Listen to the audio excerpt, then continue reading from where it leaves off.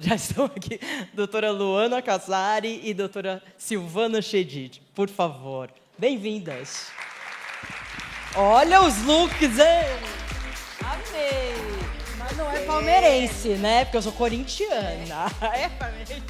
Tudo bem, querida? Como vai? Vamos lá, pode sentar. Depois, produção, precisamos trocar os copos, né? Hã? Ah, o celular. E depois eu quero 10 livros que eu vou presentear. Vocês estão com uma pulseirinha, né? Então, e aí esse daqui, não sei se vocês já viram, né? Eu tirei os negocinhos de café lá de casa. E aí eu vou tirar nesse estilo orgânico e aí ganha. Vamos lá? O tema de vocês é um tema que já foi falado aqui, porque desde o primeiro, né, a gente falou sobre hormônios. Então, primeiro eu gostaria que vocês fizessem autodescrição, falassem da especialidade de vocês e no que vocês atuam mais atualmente. Vamos lá. Quer começar? Pode começar. Bom, meu nome é Silvana Chedid, eu sou médica ginecologista, já estou formada, o ano que vem vai fazer 40 anos. Uau. E, ao longo da minha carreira, eu fui me concentrando nos tratamentos de reprodução humana, de casais que querem engravidar, e na parte da endocrinologia ginecológica, que trata justamente das questões de climatério e menopausa. A minha autodescrição, eu sou morena, sou filha neta de árabes, então eu tenho um padrão assim árabe, libanês, meu cabelo é castanho escuro, meus olhos são castanhos escuros, a minha pele é morena, eu tenho 1,66 m de altura e o peso eu também não vou falar. Ai, meu Deus! Ninguém o peso eu também não vou falar. E hoje eu estou vestida de verde, verde bandeira, a cor da bandeira do Brasil. A Cândida perguntou se eu sou palmeirense. Eu não era, eu era corintiana. Quando eu me casei com palmeirense, meu filho é palmeirense, aí eu virei palmeirense. Tá bom, vai. Você não é palmeirense de origem. Não, então... não, sou falsificada. Doutora Luana.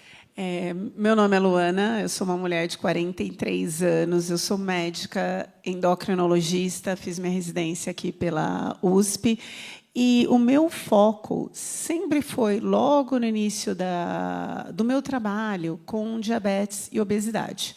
Mas o que acontece? Eu tenho 20 anos de formada, então, conforme vai passando o tempo, as minhas pacientes foram envelhecendo.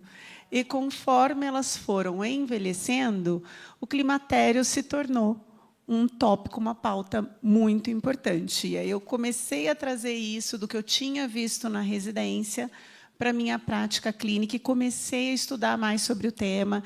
E hoje, além de ter um consultório em que eu diria que mais de 50% das minhas pacientes são mulheres em climatério, e em tratamento para obesidade ou diabetes, né, porque é uma fase em que a gente sabe, a gente começa a ter um ganho de peso ali no perimenopausa. Então, são questões que se associam. E hoje eu trabalho com isso, eu sou pesquisadora, né? Eu coordeno a pesquisa não oncológica da rede BCC São Camilo. Então, eu trabalho com pesquisa clínica, com teste de medicamentos, tentando entender como as doenças se distribuem entre nós, na população brasileira. Eu sou uma mulher negra, tenho meu cabelo cacheado e estou usando uma blusa bordô e uma calça preta. Acho que Linda é isso. também. Bom, pelo que a gente já falou de hormônios aqui, o que vocês notaram? Porque eu vi que você chegou um pouquinho mais tarde, a doutora já está aqui faz um tempo. O que você notou que não foi abordado? A gente falou muito do estrogênio, da progesterona, falamos de ganho de peso, de um pouco de diabetes. O que vocês gostariam de ressaltar nessa primeira pergunta, nessa primeira resposta?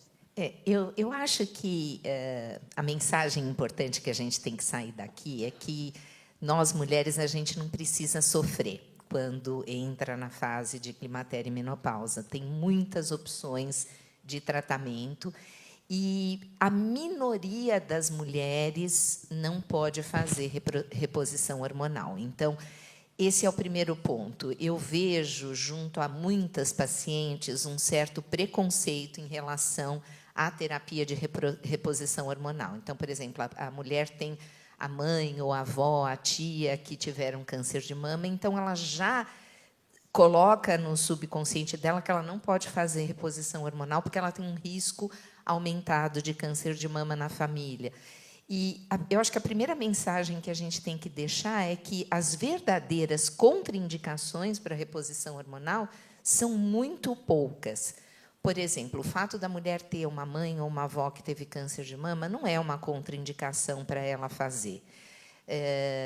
As verdadeiras contraindicações são doenças bem graves, por exemplo, mulheres que têm trombofilias muito graves, que tiveram antecedente de trombose, mulheres com problemas hepáticos, mas a grande maioria pode, e isso melhora muito a nossa qualidade de vida. Melhora os sintomas, previne uma série de doenças, né? Então, a reposição hormonal ajuda a manter a massa óssea, a proteger o coração, não evita o Alzheimer e a demência, mas a gente sabe que mulheres que fazem reposição hormonal têm uma melhora cognitiva.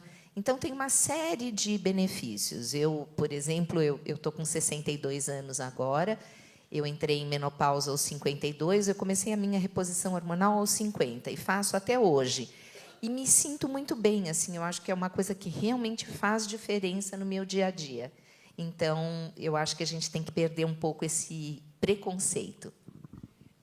Eu acho que uma coisa muito importante a gente lembrar, e eu não sei se vocês conversaram sobre isso, muitas vezes eu recebo o paciente com sintomas típicos ou sintomas iniciais e o exame hormonal está normal. Deve acontecer muito com você também.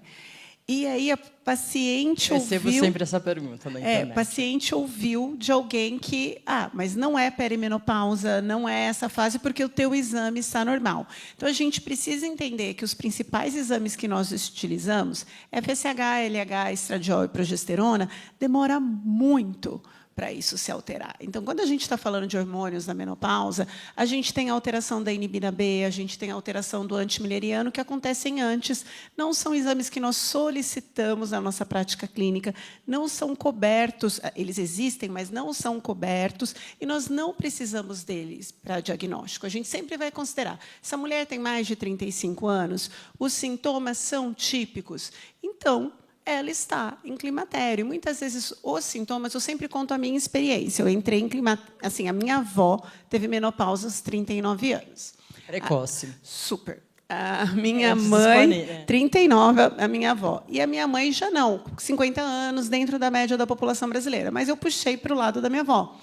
Com 40 anos, eu comecei a ter um sintoma que é descrito, que é a mastalgia cíclica. Eu comecei, parecia que eu era adolescente de novo, sabe quando a gente começa a menstruar, que tem cólica, dor na mama. Eu comecei a ter novamente esses sintomas. E eu me senti inchada, mas justamente por eu já ser endócrino e trabalhar com isso, eu já liguei. Eu falei, olha, puxei para o lado da minha avó. E hoje, aos 40, eu comecei minha reposição hormonal aos 42 anos, eu ainda menstruo regularmente, mas eu estou em perimenopausa, que é uma fase que pode durar de 7 a 10 anos. Às vezes 5. Eu acho que esse 5 é sempre que a paciente não percebeu. Eu estou com 43.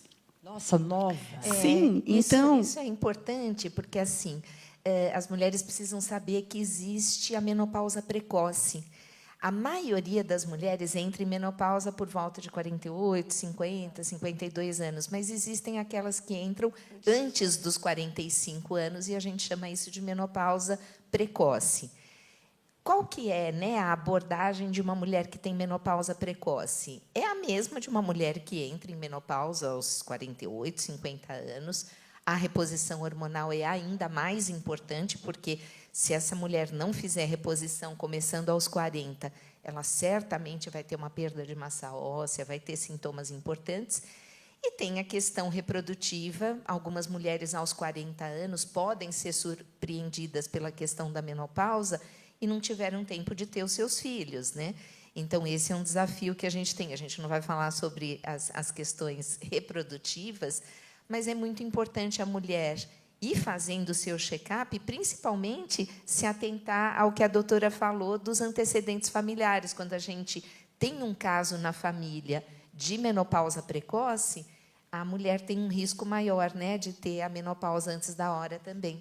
Eu acho que esse é o recado principal, que é a queixa, o que você está sentindo e a idade que você tem, que vai levar a médica que está te acompanhando a essa hipótese. Às vezes não é. Eu já tive paciente que me procurou, porque eu falo muito de menopausa, de climatério, com 40 anos, eu acredito que eu estou no climatério. E aí, quando eu fiz toda a avaliação, como a colega anterior falou, o sono, tudo era uma questão comportamental, eram outras coisas que estavam acontecendo. Então, os sintomas dela tinham outra explicação. Mas, muitas vezes, será climatério. E é isso que a gente precisa se atentar. Você, doutora Luana, tem visto mulheres que deixam e todo respeito aos médicos homens, mas a gente ouve muito relatos, né, muitas das minhas seguidoras e mulheres que eu encontro e tudo, elas falam, olha, porque eu cheguei para o meu médico e falei e tudo, e ele falou que era psicológico. E nas entrevistas que eu fiz pela América Latina também, isso é psicológico, ou é pressão arterial, ou isso e aquilo. Na hora que eu procurei uma mulher, eu senti o acolhimento. Você tem esse tipo de... Sim, eu digo que, graças a Deus, eu nunca neguei uma reposição hormonal para uma paciente que precisava. Que aí, quando eu comecei a viver, eu pensei, a doutora Silvana viveu isso com certeza mais do que eu, porque eu peguei ali, 2002, a publicação do Women's Health Initiative. Eu estava na faculdade, então eu peguei assim, não prescrevia. Mas onde eu fiz minha residência, o olhar era outro. O olhar era que havia mulheres com uma boa indicação e a gente aprendia a fazer, mesmo sem acesso no SUS, a gente aprendia a fazer. E eu ouço muito isso, Maria Cândida, e não só com relação à menopausa, acho que com várias questões, mas é muito comum os colegas olharem e, como você comentou, contraindicarem, não só a paciente ter medo, mas ela vem com medo porque alguém já falou, não, você tem uma tia que teve câncer de mama, ou a mãe, mas o câncer de mama da mãe foi aos 75 anos, com cirurgia curativa. Então, tudo isso entra. Qual foi a idade desse familiar, qual a proximidade. E aí a paciente já chega com medo porque o outro profissional disse que não, ou que não é. Você está muito jovem para isso. Mas eu sempre lembro, quando a gente vai ler os consensos, o sintoma ele já pode começar a partir dos 35 anos, e a gente precisa se atentar. Mas esse acolhimento eu vivo bastante, e creio que você também deve receber muito isso também no consultório. E esse estudo que aconteceu nos Estados isso que eu ia falar. Fala a data e o que foi um estudo WHI, tá? WHI foi um estudo grande que foi feito por enfermeiras nos Estados Unidos na década de 90. E foi dos anos 2000, doutora? Foi. Ele foi publicado. Ele começou na década de 90. Só que, assim, quando ele foi publicado, criou uma celeuma, assim, todos os médicos começaram a ficar com medo de prescrever, as mulheres ficaram com medo de usar reposição hormonal. O que se observou depois disso? Que aquele estudo usava doses muito altas de terapia de reposição hormonal, que não é o que a gente faz hoje. Hoje em dia, a gente usa doses bem pequenas, as menores possíveis para aliviarem os sintomas. Foram incluídas mulheres que já tinham idade mais avançada e que tinham começado a reposição mais tarde, que também não é o que a gente faz hoje. Então, mulheres de mais de 60 anos. Mais de 60, né? que são mulheres que, naturalmente, já têm um risco aumentado para câncer. O que hoje a gente recomenda? Primeiro, começar a reposição ou logo que a mulher entra em menopausa, ou nessa fase de climatério, quando ela já está começando a ter os sintomas, a irregularidade menstrual. A gente chama isso de janela de oportunidade, é a melhor fase para começar a reposição hormonal. E começar com a menor dose possível, a menor dose que seja suficiente para aliviar os sintomas. Quando a gente obedece esses critérios, a chance de complicações é mínima e o risco de câncer não aumenta. Se a mulher acabar tendo um câncer de mama no futuro, é porque ela iria ter, independente do fato de ter feito a reposição hormonal. E tem a questão, que eu acho que é importante a gente comentar, da via de administração. É isso que eu ia perguntar. Então, ia isso, pra vamos deixar a Luana falar. Na minha cabeça, ela fala sobre isso, ela fala sobre aquilo. A via em que a gente vê menor risco de câncer de mama, maior segurança cardiovascular e também de eventos que a gente chama tromboembólicos, que é o risco de trombose, de embolia, é a transdérmica na forma de gel. Quando a gente fala do gel, o estradiol, que a gente compra na farmácia com a receita da sua médica, ele é, na verdade, bioidêntico, ele é igual ao estradiol que o seu corpo produz. Então, você pode, se a sua médica prescrever, você compra na farmácia, e ele é muito semelhante ao que a gente produz. Então, essa é a forma que vai acarretar menor risco. Depois, dessa via, a segunda com menor risco, é adesivo. Então, nós temos adesivos, eu mesmo uso adesivo, eu esqueço muito, então o adesivo me ajuda a colocar, marco as datas e eu lembro. Ela é uma via também que o aumento de risco ele é muito pequeno. E aí a gente vai para a via oral, que é a via que traz mais riscos. Só que hoje, ao contrário desse estudo... Peraí. A via oral? Ou a via oral é a via que traz mais riscos, tá? É a via que tem maior risco para câncer de mama e é a via que tem maior risco também cardiovascular e para eventos tromboembólicos, para trombose, tá?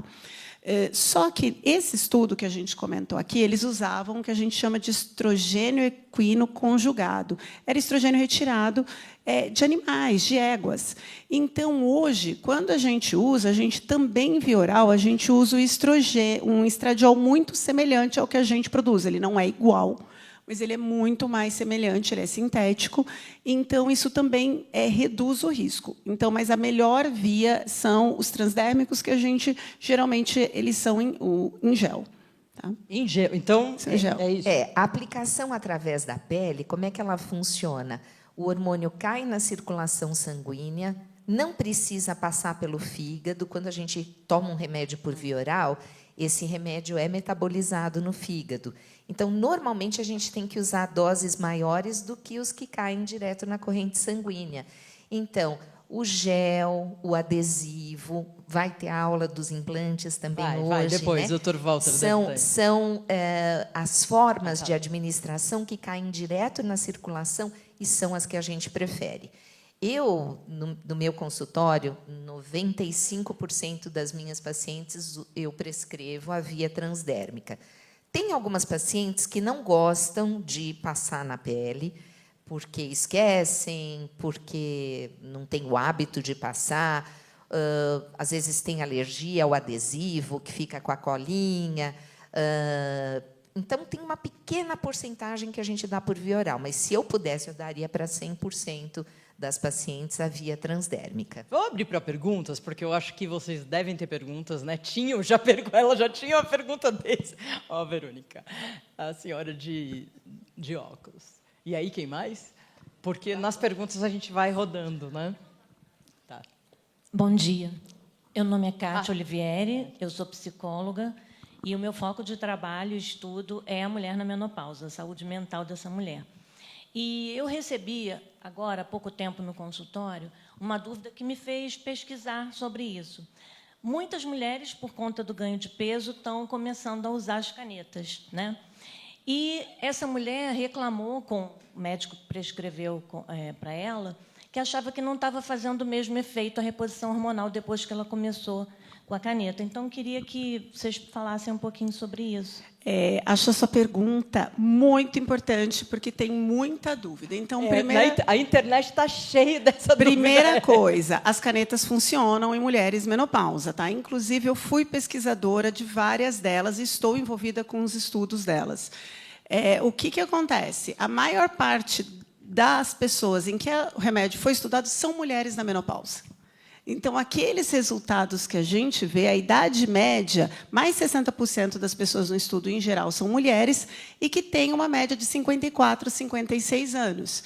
Então, sim, funciona. A gente não tem...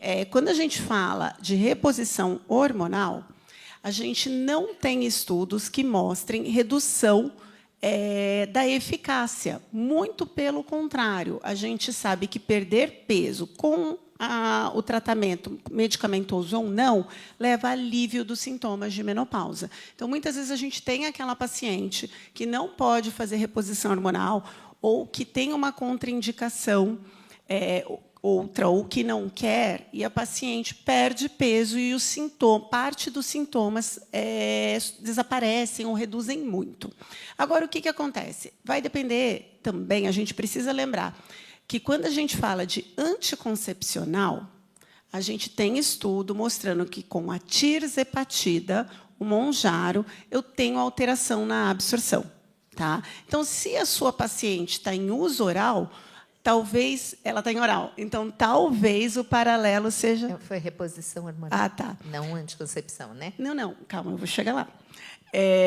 No anticoncepcional, a gente sabe que há alteração na absorção. Por quê? Porque eu dependo, para fazer a reciclagem do hormônio, eu dependo da flora intestinal.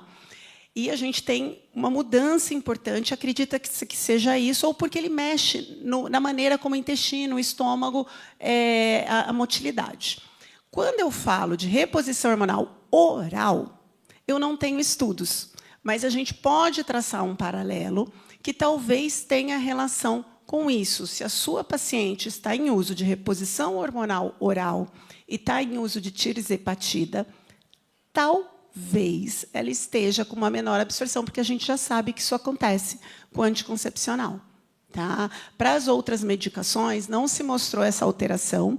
E, assim, transdérmico, não é transdérmico em gel ou em PET, a gente não deve observar. Agora, se ela está em oral, pensando que acontece com anticoncepcional oral, pode acontecer também com a reposição hormonal oral. Tá? Mas a gente não tem estudo sobre isso. Próxima pergunta. Tá. Esclareceu? Hoje eu tenho 70 anos, mas a minha pergunta é a seguinte. Lá para os anos de 2000, quando eu tinha 46 anos, eu tive que tirar um mioma completo, tudo, tirou completo, lá nos Estados Unidos. E, na época, fui receitada com via oral, né, a reposição hormonal. Não senti bem, tentei umas 2 vezes, eu peguei e deixei para lá. Voltei para o Brasil, já faz alguns anos, mas o que acabou, não tomei mais nada. Aí eu fiz exercício, fui na alimentação, mas eu comecei a passar muito assim dificuldade com libido. Então, olha, digamos assim, lá para os 60 e poucos anos, eu estou com 70, eu fiz uma consulta, uns 3 ginecologistas, e eu queria uma reposição hormonal para poder melhorar essa parte, né? Porque no resto eu tinha saúde. Olha, infelizmente, não recomendaram, porque a informação que eu tive, com 65 anos, não ia adiantar mais nada fazer uma reposição hormonal. Aí eu fiquei nessa. Hoje eu estou com 70, mas eu ainda sinto que eu gostaria de fazer uma reposição hormonal.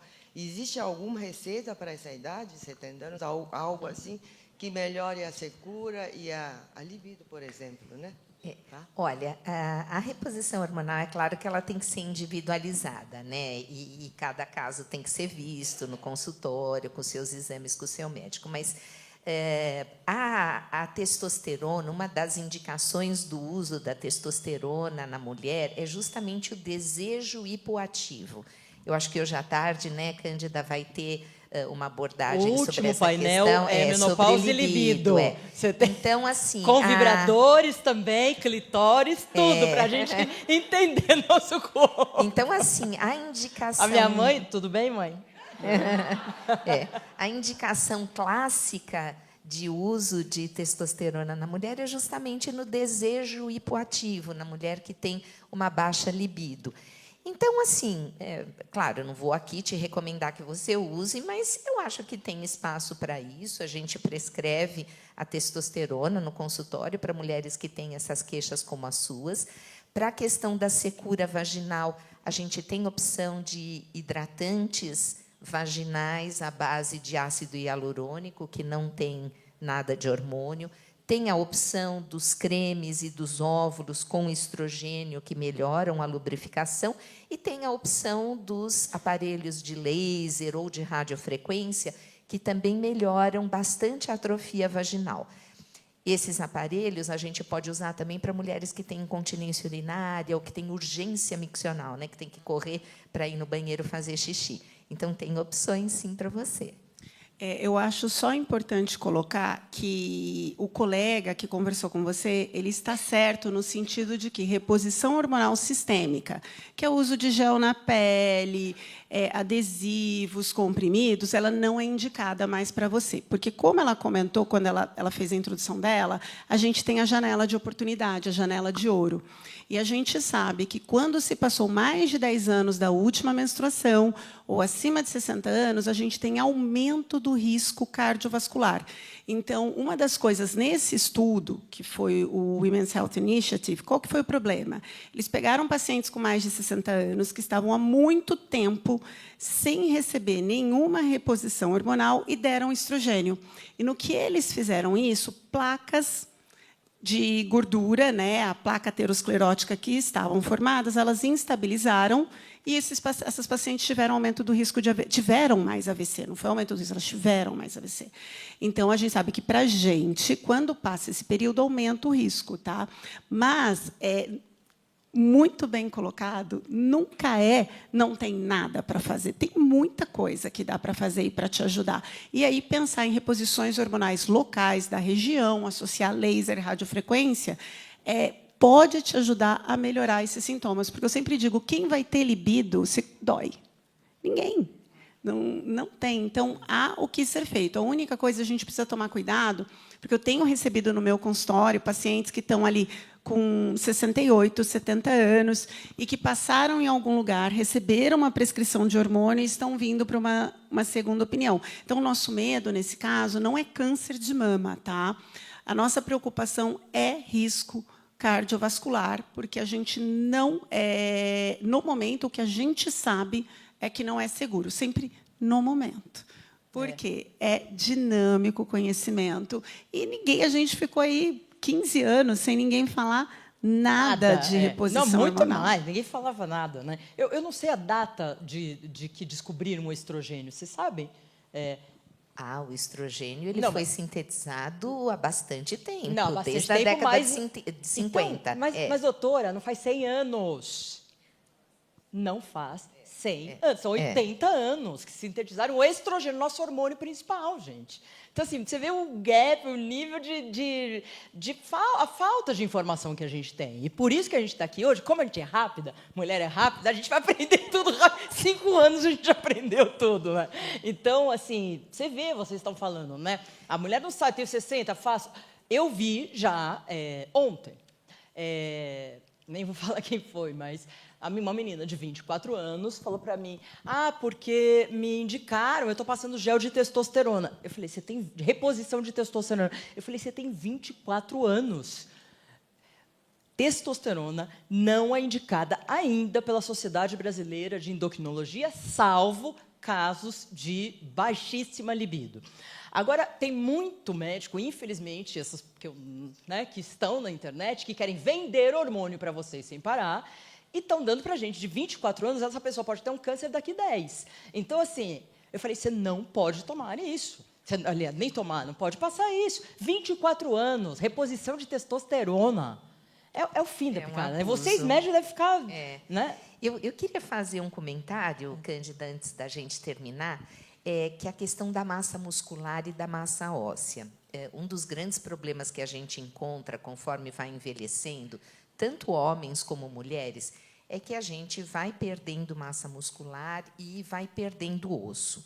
Uma das principais causas de morbidade e de mortalidade das pessoas na terceira idade são as quedas. Então, todos vocês já conhecem idosos que tiveram queda, fratura de fêmur. Não, ele quebrou o fêmur porque caiu. Nem sempre é isso. Na maioria das vezes, ele cai porque o fêmur quebrou espontaneamente, que é a perda da massa óssea. Uma das preocupações que a gente tem quando faz o acompanhamento da mulher na menopausa é tentar manter uma boa massa óssea e manter uma boa massa muscular.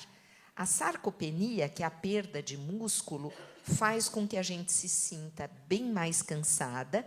E um dos problemas das canetas, né, que todo mundo está usando, elas são muito eficazes, dão um emagrecimento bem rápido, mas muitas pessoas perdem músculo quando usam as canetas. Então, essa é uma preocupação que a gente tem. Se você estiver num regime de emagrecimento, perdendo muito peso, monitorar se você está conseguindo manter o seu músculo, porque perder músculo não ajuda na massa óssea e predispõe a essas quedas. Então, a gente tem que tentar manter a nossa massa muscular. E, partindo um gancho do que ela falou, a gente precisa entender que o paciente com obesidade, em geral, ele tem mais massa muscular que o paciente sem obesidade. Por quê? Eu preciso de mais massa para poder manter aquele corpo que é maior, para poder me movimentar. Conforme eu vou perdendo massa gorda, o organismo ele vai utilizar também tudo que é energia. Então, eu estou perdendo massa gorda e estou perdendo massa muscular. A grande questão é a falta de exercício resistido durante o processo de emagrecimento. O que é exercício resistido? Musculação. Tá? Então, a gente precisa de musculação, mas também, especialmente em mulheres, a gente não gosta de proteína. E aí, durante as medicações, elas criam uma certa intolerância a alimentos ricos em gordura. Só que, na natureza, proteína e gordura andam juntas, então a gente reduz a ingesta proteica. Então, uma coisa que é sempre importante com acompanhamento médico-nutricional, nas minhas pacientes, toda consulta eu avalio quanto de proteína está entrando na dieta. Não quer dizer que todo mundo tem que usar whey, não. Não é isso que eu estou falando, mas essa é uma avaliação que vale. E todo grande emagrecimento, bariátrica, Luana, vou fazer dieta cetogênica sem remédio. Isso pode acontecer. Então, monitorem quanto de proteína e a prática de atividade física. É isso aí. Última pergunta? Doutoras, eu preciso tirar uma dúvida. Urgente, já. Pode tirar. A gente quer... Não, nada precisa ser urgente, quer aliviar essa urgência. Então, eu vou confessar tudo. Faz 25 anos que eu tomo um remédio chamado Angelique. E toda vez que eu vou numa ginecologista do convênio, você é louca, você vai morrer. Você vai ter um derrame, você vai ter... Eu saio e não... E se eu já tentei 3 ginecas do convênio. Médica do convênio proíbe, assusta. E eu... O que aconteceu? A última foi tão grossa, foi tão tenebrosa, né, que eu peguei e joguei fora o Angelique. Agora, pergunto para vocês. Continuo, volto a tomar, sempre estive me sentindo bem, procuro um gel. Como que funciona isso? Eu acho que é complicado, então eu vou explicar em termos gerais, né, porque eu não posso dar um conselho específico para você. Pode fazer consulta. Quantos anos a senhora tem? Só para... 65. Então, vamos lá. A gente não sabe até quando fazer reposição hormonal. A gente sabe que existe benefício quando se realiza reposição hormonal em estudos até mulheres até os 65 anos. Mulheres acima dessa idade não entraram nos estudos. Então, a gente não sabe. A gente tem hoje dados novos, inclusive um estudo muito grande publicado no ano passado, mostrando um provável benefício de se manter em quem já usa. Manter ou não a reposição hormonal depois dos 65 anos vai da presença de sintomas e vai também se você tem complicações que podem ser agravadas na presença de hormônio. Então, vamos supor, poxa, eu tive um AVC. É contraindicação absoluta. Você não pode receber. Eu tenho uma placa aterosclerótica uma placa de gordura na carótida de mais de 50%. Não dá para fazer mais hormônio para você. Então, isso precisa... Eu tenho um diabetes tipo 2 que está descompensado. Eu não posso, então eu preciso avaliar. Mas qual tem sido a minha conduta no consultório? Aí vai ser conduta pessoal. Eu tenho avaliado das pacientes que já usam a história da paciente e, caso a caso, se a gente vai manter ou não. Tá? Então, a gente não tem uma... A literatura diz para não manter. Diz que, a partir dos 65 anos, você deve suspender. Mas muita coisa tem mudado, porque tem surgido novos estudos mostrando que não é bem assim. Tá? Agora, oral eu não gosto, eu sou do time transdérmico. Eu queria só fazer, eu sei que a gente está com o tempo esgotado. Está escrito lá, olha, o primeiro conselho que eu vou te dar, não aceite que uma médica seja grossa com você. É isso aí, Nenhum doutora. médico, nem médica tem o direito de desrespeitar o paciente, de ser grosseiro. A gente tem obrigação de tratar todo mundo bem com respeito. Essa é a primeira coisa. Então, caia fora dessa pessoa que foi grosseira com você. A segunda coisa, eu acho que todas as decisões que a gente toma no consultório têm que ser decisões compartilhadas. O paciente é o senhor do seu destino. Nós somos as senhoras do nosso destino. E a gente tem que participar das decisões. Eu acho que o papel daquele médico todo-poderoso que decide o que o paciente vai fazer e o paciente é maltratado e aceita, isso não tem mais lugar hoje em dia, e as decisões têm que ser compartilhadas. E até tem situações, por exemplo, que são situações no limite. Olha, você tem um certo risco com a reposição, vamos conversar, você quer assumir esse risco em troca de ter um benefício no seu tratamento? Vamos tomar essa decisão juntas? Está tudo certo, se você foi informada dos riscos, se você concorda em em arriscar, porque você quer tentar ter uma melhora na qualidade de vida, é uma decisão que você compartilhou com o seu médico. E aí está tudo certo, né? Porque os riscos foram pesados e a decisão foi tomada em conjunto. Então, doutora, mas o caso é que passa pelo plano de saúde, né? Por mais que a gente pague plano de saúde, a gente não, né? É um médico aqui, mas vai ter que ir testando um pouco e o contato de todas as doutoras e doutores que passaram aqui, vocês pegam na minha página, a gente está colocando antes, aqui estou colocando o Instagram, mas na minha página lá do Instagram, que é Maria Cândida TV, tem todas as fotos deles e eu vou deixar até um pouco a semana que vem para vocês pegarem o contato, né? E aí, tudo bem? Satisfeitas? Tudo bem. Falaram Ótimo. tudo ou quer te falar mais um pouquinho? Acho que tudo nunca, né? Porque tem muita não coisa. dá para falar tudo, mas um dos professores que eu tive na minha época de residência falava, né? E é uma coisa que eu aprendi para o meu consultório. Até quando a gente continua com a reposição hormonal? E ele dizia, até a próxima consulta.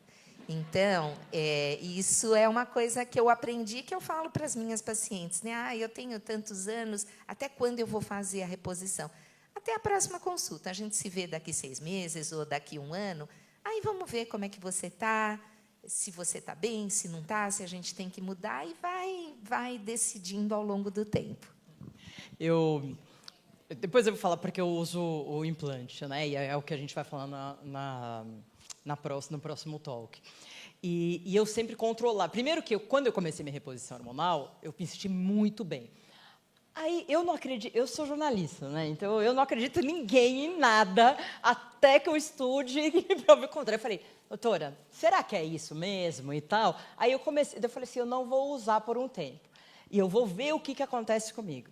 Nossa, voltaram todos os sintomas. Aí eu já me monitorei nessa parte. Falei, não, agora eu tenho que usar. E agora eu faço direitinho, inclusive eu falo, me manda o exame, que eu já vou chegar com o exame pronto.